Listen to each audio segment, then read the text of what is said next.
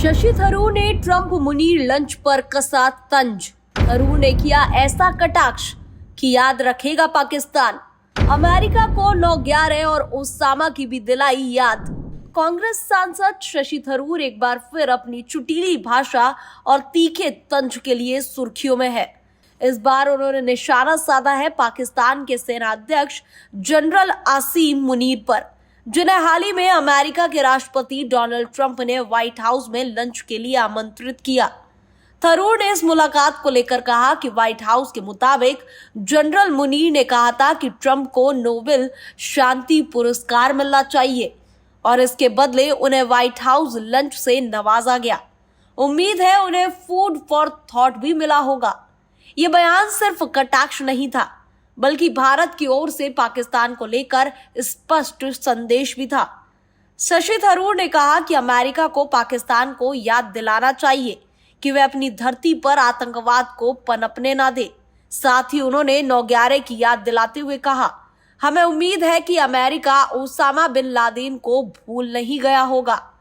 थरूर ने दो टूक कहा कि जब मुनीर को अमेरिका में स्वागत सत्कार मिल रहा था, उसी समय उन्हें यह भी समझाया गया होगा कि भारत में आतंकियों की घुसपैठ, उन्हें ट्रेनिंग और फंडिंग देना सिर्फ भारत ही नहीं बल्कि अमेरिका के हितों के खिलाफ भी है।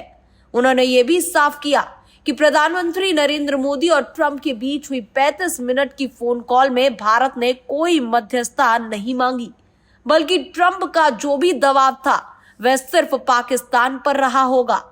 विपक्ष के उस आरोप पर कि पाकिस्तानी जनरल सीधे राष्ट्रपति से मिले जबकि भारतीय प्रतिनिधिमंडल केवल उपराष्ट्रपति से मिले, थरूर ने इसका भी जवाब दिया। थरूर ने कहा कि हमारे प्रधानमंत्री पहले ही ट्रंप से मिल चुके थे। संसदीय प्रतिनिधिमंडल को उपराष्ट्रपति से मिलना संसदीय परंपरा के तहत हुआ। थरूर ने अमेरिका को भारत की जीरो टॉलरेंस नीति की याद दिलाते हुए कहा कि आतंकवाद और पीड़ितों के बीच कोई समानता नहीं हो सकती।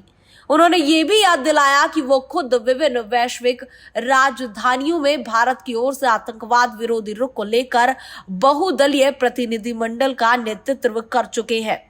अब बड़ा सवाल ये है कि क्या ट्रंप के साथ लंच और तारीफों से पाकिस्तान को अमेरिका की सच्ची सोच समझ आ गई, और क्या अमेरिका को भारत की आतंकवाद के खिलाफ लड़ाई में और निर्णायक समर्थन मिलेगा। खेल अब बयानबाजी से आगे बढ़ चुका है। असली इम्तिहान होगा जब फैसला जमीन पर दिखेगा। Bureau report, TV7 Bharat.